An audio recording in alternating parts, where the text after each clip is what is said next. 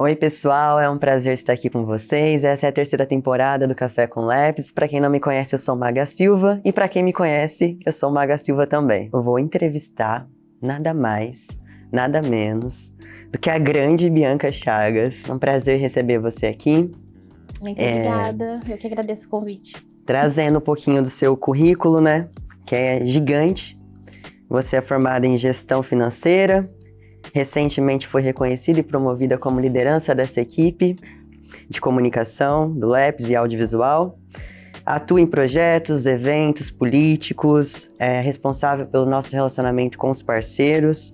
E ela se destacou em 2023 por disseminar o nosso documentário, que é case de sucesso aqui no Labs, o Esquecidos. Bianca é responsável por esse documentário chegar no Brasil inteiro. Então hoje a gente vai conversar e entender como que foi essa trajetória.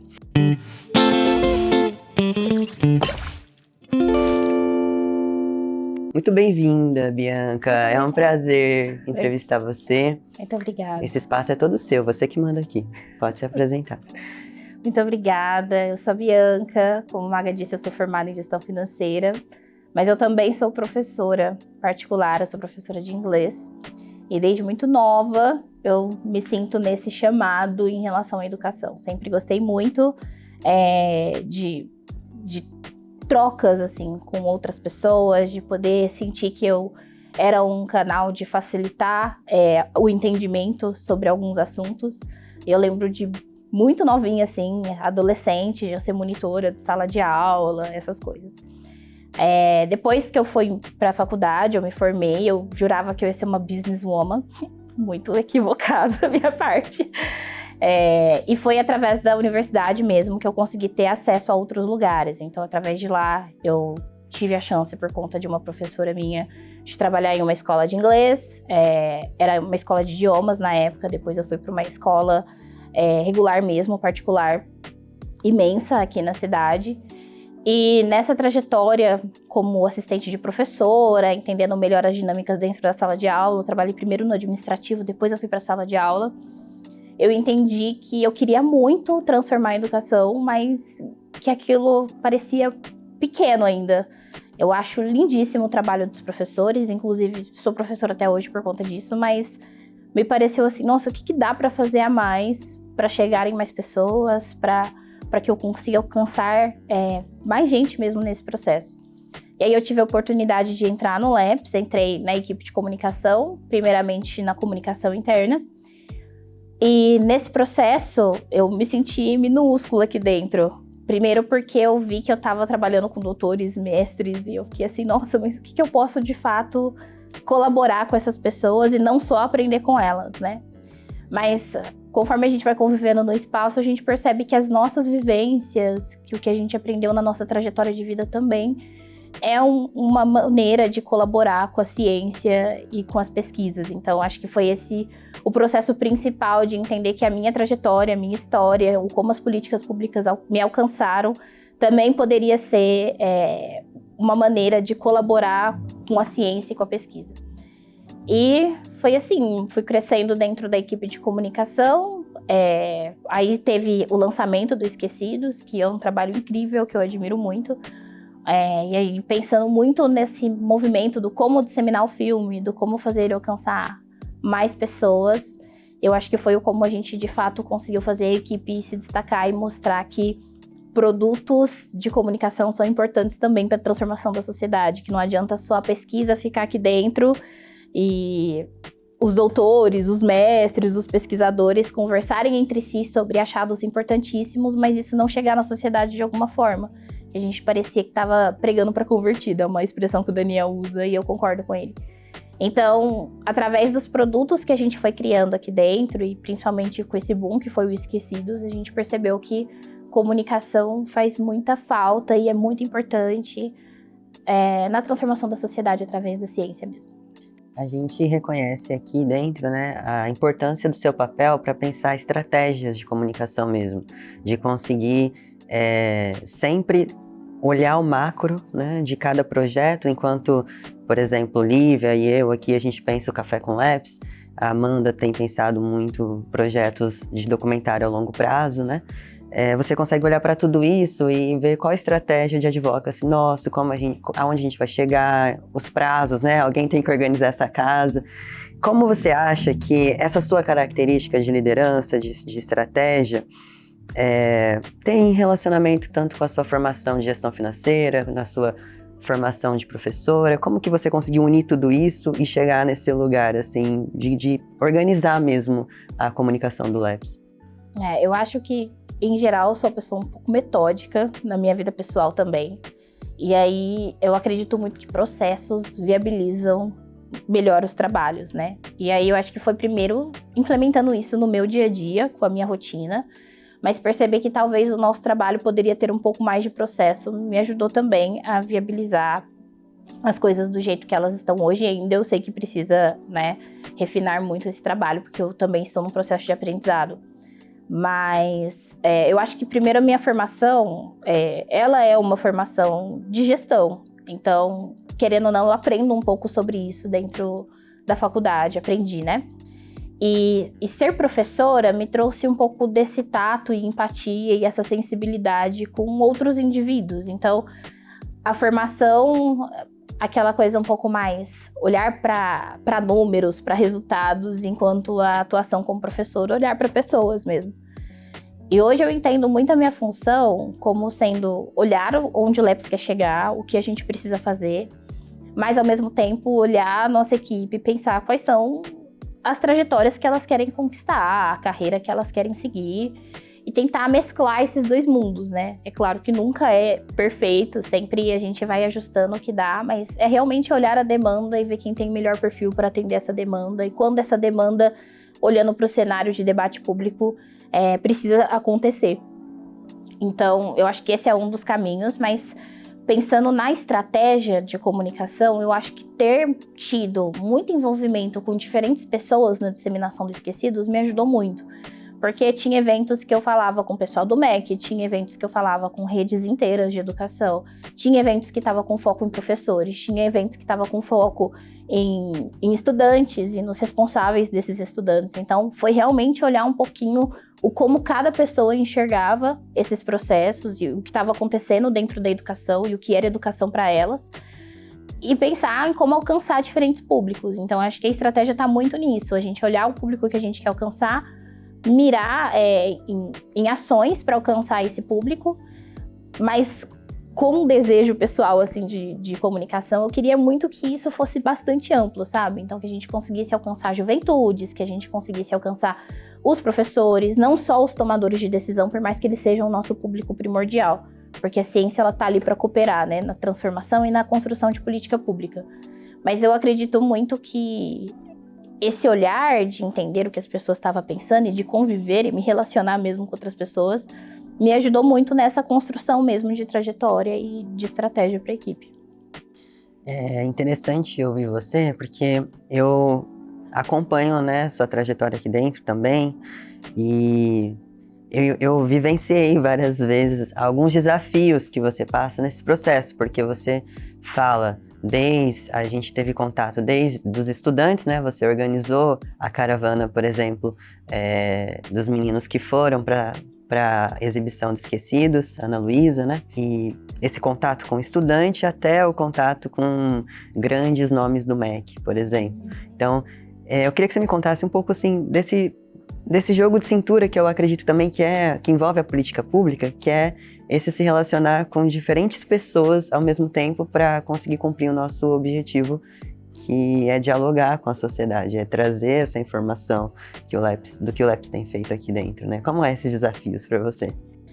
Eu acho que de princípio eu fiquei bastante apreensiva, porque existe, né, a depender da trajetória que você cria, um deslumbre, né, do outro. Então, poxa, eu estou falando com a secretária de Educação Básica do MEC. Para mim era muita coisa, principalmente por conta do valor que eu coloco na educação, principalmente a educação pública. Mas conforme você vai convivendo, você entende que a gente como a gente. É claro que você vivenciando esses momentos, você consegue ver um pouco mais de perto os processos e a burocracia mesmo que existe. E eu acho que ela deve existir em muitos setores, porque senão vira bagunça, né? Mas no final das contas, é gente como a gente, e a maioria muito bem intencionado mesmo em transformar a sociedade. E aí fica mais fácil o diálogo, quando você humaniza o outro indivíduo que está ali do outro lado, mesmo que ele tenha um papel muito importante, você percebe, poxa, assim como eu, ele também tem uma missão aqui nessa terra de transformar algum eixo, algum pilar na estrutura da sociedade. E eu acho que essa facilidade, na verdade, esses desafios que hoje se tornaram mais fáceis, foram muito disso, de humanizar mesmo os outros indivíduos. Então, poxa, a Tereza Faria é um indivíduo como a gente, a Kátia Schweikert também é um indivíduo como a gente. Alexander, aí os secretários das redes que eu dialoguei. Então, acho que são movimentos mesmo de humanização das pessoas, sabe? E eu sou muito disponível a aprender com essas pessoas. Então, quando a gente ia dialogar, por mais que eu precisasse ali organizar processos, organizar eventos com eles, sempre muito disposta a ouvir o que eles tinham a dizer dentro da estratégia que eles tinham para transformar a educação ali. Então, acho que também vem um pouco de humildade, de você conseguir entender que você tá ali, tá aprendendo com aquela pessoa, e vai ficando mais fácil com o processo, sabe? Com o tempo, assim. Não foi super simples, assim, essa trajetória. Foi um momento de muito aprendizado mesmo. Não é um talento intrínseco que nasce com todas as pessoas, que todo mundo consegue dialogar, né? E eu acredito que aí que tá o valor da equipe de comunicação, assim, de ter alguém com seu perfil na frente, nessa frente de relacionamento, né, representando a comunicação do LEPS. Porque, pelo que eu entendo, o LEPS tem um interesse, né, com a equipe de comunicação. Qual que é esse interesse pro Brasil, assim, para a estratégia de educação pública brasileira, ter uma equipe de comunicação aqui dentro do LEPS? Qual que é o nosso objetivo? Muito bom. Eu penso, Maga, que a ciência e as pesquisas, elas têm muito a dizer. Tem muitos achados aqui dentro do LEPS, principalmente. Majoritariamente educação, mas até pensando em outros eixos, né? Então, a gente entra um pouquinho no eixo da saúde, quando a gente olha a saúde mental, bem-estar dos estudantes, bem-estar dos professores, das famílias. A gente entra também um pouco em eixo que trata a violência, se a educação de fato é um preditor de prevenção à violência ou não. E aí pegar todos esses achados e guardar só pra gente, como eu disse no começo, não faz o menor sentido, porque a gente tem um monte de descoberta e a gente não faz nada com isso, porque essa informação não chegou para fora da universidade. Então eu entendo que hoje a missão principal, de princípio, da comunicação é pegar essas pesquisas e disseminar elas. Então, encontrar recursos e ferramentas para que essa linguagem chegue nas pessoas que a gente precisa que chegue, que são os tomadores de decisão, mas também outros grupos como os estudantes, que daqui a poucas gerações vão ser os cidadãos que vão apoiar, né, votando, sendo conscientes sobre o que de fato precisa ser transformado na sociedade. Então essas pessoas também precisam entender como a ciência corrobora para melhorar políticas públicas em geral. Chegar nas famílias, chegar nos professores. Então, o nosso maior desafio e maior missão é realmente pegar as pesquisas e traduzir elas para linguagens que são acessíveis e, ao mesmo tempo, de muita credibilidade. Porque também não dá para pegar uma linguagem de TikTok e fazer uma dancinha, a depender da pesquisa que a gente está falando, né? Porque eu acho que existe, sim, um papel fundamental de credibilidade que a gente quer passar por estar dentro da universidade e por trabalhar com ciência. Então, acho que o primeiro movimento é esse, mas o LEPS também não faz só pesquisa, né? Ele transforma os achados em alguns projetos, em alguns programas. Então, é também fazer esses projetos e programas chegarem até a sociedade e transformarem os locais onde elas atuam, sejam as redes por completo, seja determinadas escolas municipais ou estaduais onde atua, ou então a própria gestão, né, escolar ou secretarias. Então, levar essa mensagem para mostrar que o LEPS, além de pesquisa, também pode apoiar algum grupo, facilitando que política seja implementada, que a BNCC seja melhor traduzida e aplicada, os parâmetros nacionais de educação aconteçam mesmo naquelas escolas, é um movimento que a gente quer fazer. Eu entendo que o LEPS quer ser, de fato, um centro de referência na hora de pensar em melhorar a educação pública de um modo em geral. Então, querem entender, se as pessoas precisam de recurso, de informação para entender como melhorar a qualidade ali naquele território, a gente ser realmente essa ponte e esse acesso para essas pessoas. Grandes sonhos, e eu acredito que a gente já tem, através da sua fala, né, coisas bem concretas para estar nesse caminho, né, e para realizar. Ainda mais criando estratégia, organizando o trabalho, organizando a rotina, né, que o Daniel tanto fala, a gente estabelecer isso.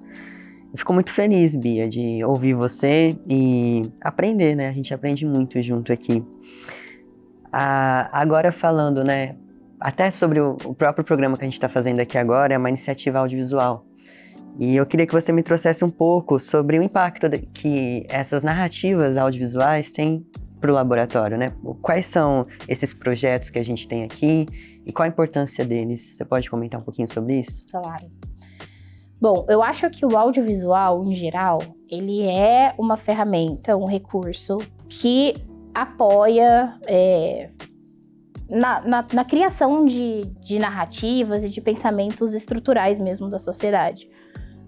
Desde quando os primórdios da televisão existem, preto e branco, famílias se reuniam para assistir televisão e televisão passa produtos audiovisuais, né?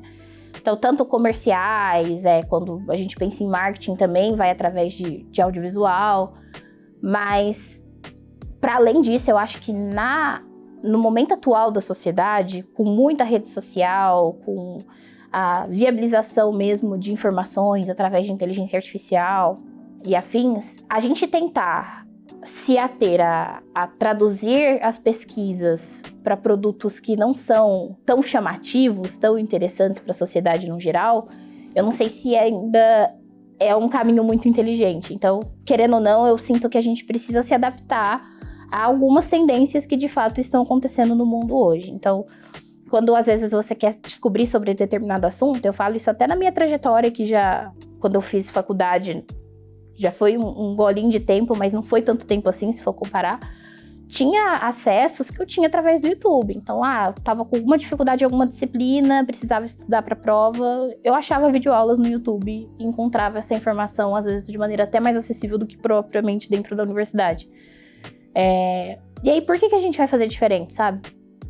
Então, eu entendo que pegar temas delicados, sensíveis, que envolvem muitos dados, que envolvem muita pesquisa e muita ciência, e conseguir dialogar igual a gente está fazendo, é uma forma acessível de chegar às pessoas, e é uma forma, inclusive, muito democrática, na minha opinião, de chegar nas pessoas. Porque aqui eu não preciso usar palavras dificílimas para as pessoas me entenderem. Inclusive, os pesquisadores conseguem se sentir um pouco mais à vontade na hora de conversar, porque não estão fazendo a apresentação da tese deles, não estão defendendo tese, defendendo doutorado, mestrado, né? E eu acho que esse movimento torna a pesquisa acessível. Eu não acho que porque é ciência ou porque é pesquisa precisa ser inacessível. É claro que a gente não quer deixar o tema banal, né? Não quer deixar também simplório, mas eu acho importante sempre reforçar que as pessoas precisam entender o que está sendo pesquisado, o que as pessoas estão falando, o que elas estão dialogando. Então, talvez traduzir essa linguagem acadêmica, igual a gente tem feito, em programas, em pílulas do Instagram, em vídeos audiovisuais como Pesquisar para Transformar, que é um quadro que a gente pega realmente uma pesquisa, um tema, uma tese do LEPS e dialoga sobre ela, conversa sobre ela, é fundamental para que as pessoas realmente consigam fundamentar os dados que a gente tem e transformar em política pública, ou então conscientizar esses indivíduos. Eu acho que, principalmente nessa era, com muita fake news, né, que a gente vê, com muita informação sendo distorcida, a gente continuar acreditando que falar é difícil ou fazer pesquisas que fiquem só aqui dentro não faz muito sentido para transformar a sociedade, porque senão a notícia é mais simplificada ou o dado distorcido chega nas outras pessoas e elas começam a acreditar nesse viés e achar que uma teoria da conspiração é o que de fato está acontecendo, sabe? Então, do que eu entendo da importância do nosso trabalho é realmente de disseminação e de tradução da academia para sair realmente dos muros da universidade. E aí a gente consegue fazer isso de diversas formas, né? Como você trouxe nas pílulas, tem também alguns produtos que eu vou fazer um merchanzinho aqui, né? Mas além dos esquecidos, a produção do documentário de Sobral, que está sendo dirigido pela Amanda, a série Grandes Nomes da Educação, que a gente lançou o primeiro episódio piloto, mas já tem se preparado para lançar os próximos episódios, né? E até o Pesquisar para Transformar, que é o podcast, né, que você apresenta, inclusive, recomendo, gente, escutem no Spotify, né, que esse podcast, ele tá dentro da revista, que é uma iniciativa que eu gostaria que você contasse como ela surgiu, por que ela surgiu, qual é o objetivo dela, né, tá na sua terceira edição. Terceira edição foi lançada em agosto, em detrimento aí do Agosto Verde, que é o mês da primeira infância, e estava bastante focada em temas voltados à primeira infância. Mas a revista, eu entendo, Maga, que foi realmente o meio do caminho ali, porque por mais que a gente tenha um público-alvo de juventude, de professores, de tomadores de decisões que estão dentro das mídias, existem também pessoas que não estão ali dentro e não é esse o tipo de conteúdo que alcança elas. Então, como a gente poderia pegar nossas pesquisas e transformar em produtos de leitura mesmo, de uma forma um pouco mais descontraída para alcançar esses públicos. E a revista eu senti que foi uma iniciativa muito legal para a gente, inclusive, se aproximar dos nossos parceiros, né? Porque ali a gente pega trabalhos que a gente fez de maneira coletiva, pesquisas ou avaliações de impacto que aconteceram e coloca ali dentro, mostrando os resultados, o que poderia ter sido diferente. E também pega textos que são teses do LEPS e deixa de maneira mais abrangente, né, para o público mais simples. Então foi um meio do caminho que eu sinto que foi um acerto muito grande do laboratório, assim, em manter o projeto. Porque eu consigo dar visibilidade para temas que são muito fundamentais aqui dentro, né? No mês da primeira infância, a gente falou sobre temas super profundos, como os parâmetros de qualidade da educação, que estão sendo implementados agora no Brasil todo, está tendo seminários aí acontecendo e que o LEPS tem muito envolvimento com isso. Mas a gente, além de trazer os parâmetros de forma técnica, consegue também falar para o público o que é qualidade, sabe? Porque muitas vezes, num senso comum, você pergunta, você acha que uma educação de qualidade é importante? A pessoa fala, sim, mas o que é? Elas não sabem dizer. E aí você ter fundamento científico para poder mostrar o que seria uma educação de qualidade, e aqui eu vou trazer um pouquinho do que foi falado na terceira edição, que está voltada à primeira infância, mas isso pode também ser colocado de modo mais amplo, né? Mas você precisa respeitar o outro indivíduo, respeitar os processos, precisa brincar com a criança, precisa respeitar o tempo dela de aprendizado para as coisas. É muito importante, porque você pergunta para um responsável o que ele acha que é educação de qualidade, às vezes ele vai achar que está só na estrutura da escola, que as relações não são tão importantes assim, ou que o brincar é vulgarizado ali dentro, e poder ter experiências de mostrar isso e traduzir isso para o público de maneira acessível é muito legal, sabe? Então, acho que a revista, ela foi um recurso que a gente encontrou de, poxa, não só se concentrar nas redes sociais, porque a gente sabe também que o uso de rede social de maneira muito intensa não faz bem para as pessoas, e tem pessoas que optam por não estar ali nesses espaços o tempo inteiro. E a revista é um momento de leitura, que inclusive faz bem para nossa mente, né? E ao mesmo tempo de muita descoberta. Então foi muito legal trabalhar com isso. E tá sendo muito legal construir as próximas edições também. Nossa, é um produto muito rico, né? E eu quero deixar um crédito aqui para Rafaela Lirosi, que foi a grande idealizadora dessa revista, né? Que deu o pontapé inicial. E aí, a partir da segunda edição, você assumiu, né? E continuou fazendo um trabalho excelente de curadoria, de editoria-chefe, né, desse processo. Então, quem quiser acessar esse material, né, tem no site do LEPS, tem no Instagram do LEPS, é gratuito, então a informação está aí. Também os documentários, os produtos audiovisuais estão no nosso canal do YouTube, onde também é postado o Café com LEPS. E caminhando aqui já para o final, não sei como está o tempo, Livinha, 5 minutos. Ok, estamos dentro do tempo. A gente vai falar um pouco, Bianca, sobre os nossos desafios, assim, para o futuro e sonhos, né, metas, onde a gente quer chegar, o que você pensa que seria ali os seus o sucesso da comunicação, assim, tipo, a gente cumpriu um papel, a gente tá no caminho certo. Para onde está indo a comunicação do Labs? Onde a gente quer chegar? Bom, pensando no como as pessoas aqui dentro da nossa equipe são zelosas e cuidadosas pelo trabalho delas, eu imagino que a gente queria um Oscar. Mas a gente sabe que o nosso trabalho, ele tá muito mais mesmo focado na tradução da ciência e das pesquisas para a sociedade. Então, eu vou me sentir muito contemplada, e eu acho que a equipe toda vai se sentir muito contemplada quando a gente perceber que jovens conseguem entender e, inclusive, advogar pelos seus direitos dentro da educação, né? Então, poxa, eu entendo que é um direito meu, eu ser respeitado, não ser violado, poder ter acesso dentro das escolas e um acesso de qualidade. Isso não vai ser alguém mediando por eles, sabe? Eles mesmos conseguirem reivindicar quais são os seus direitos e lutarem por isso, para mim, é fundamental. E como que a gente consegue trazer essa consciência para esses jovens? É justamente conversando e dialogando com eles, né? Que eu acho que já é um trabalho que a gente tem feito.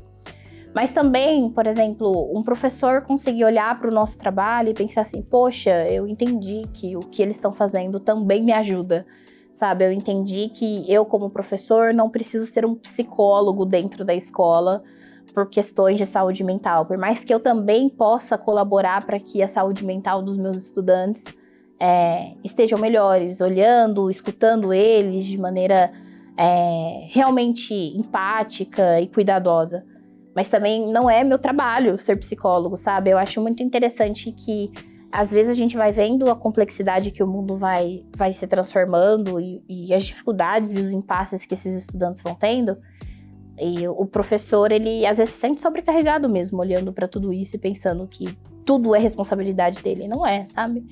Então, pegar as pesquisas e mostrar para esses professores de maneira que a gente faz acessível, também é um jeito de acolher essa classe trabalhadora e falar assim, calma lá, você tem sim responsabilidades como no que você atua, porque você trabalha com outras vidas e vidas de futuros cidadãos, mas ao mesmo tempo você não precisa fazer tudo, a gente está aqui para te ajudar, inclusive apoiando a gestão escolar, apoiando as secretarias, para que seja uma cadeia que funcione bem mesmo, uma estrutura que funcione de maneira colaborativa e que ninguém ali se sobrecarregue, sabe, dentro desses espaços para dar o melhor de si e não se sinta acolhido.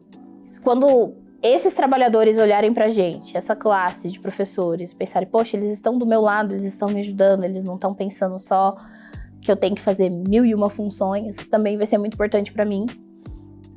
E claro, né, a gente conseguir fazer políticas públicas efetivas, eu acho que é o nosso foco principal, através do que a gente vem descobrindo.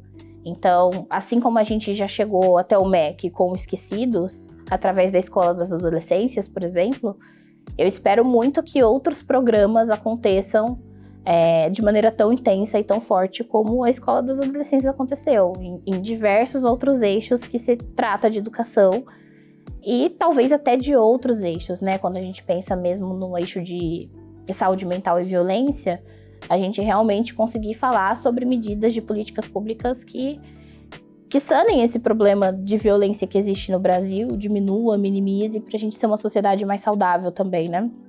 A gente sabe que as questões de violência são muito, muito complexas e eu acho que a pesquisa está aí para colaborar também para que a gente consiga avançar nesse cenário, né? Então, eu acho que de expectativas para o futuro é realmente conseguir alcançar esses públicos com maestria, conscientizando, dialogando com eles.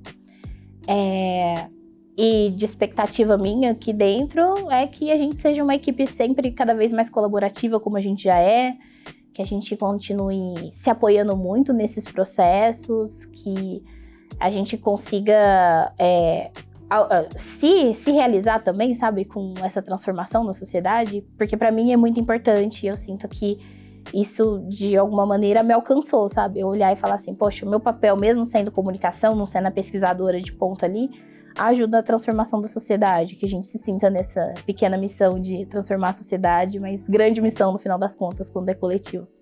E no final, né, o LEPS, por mais que se divida em eixos, né, a gente tem eixo de violência, saúde mental, primeira infância, enfim. Também tem as equipes meio, que é o RH, o ADM, né? A gente está tão próximo da equipe fim, que é a equipe que faz a pesquisa e coloca os projetos para acontecer em contato com a sociedade, mas a gente também está perto dessas equipes meio, porque a gente também faz essa mediação, né?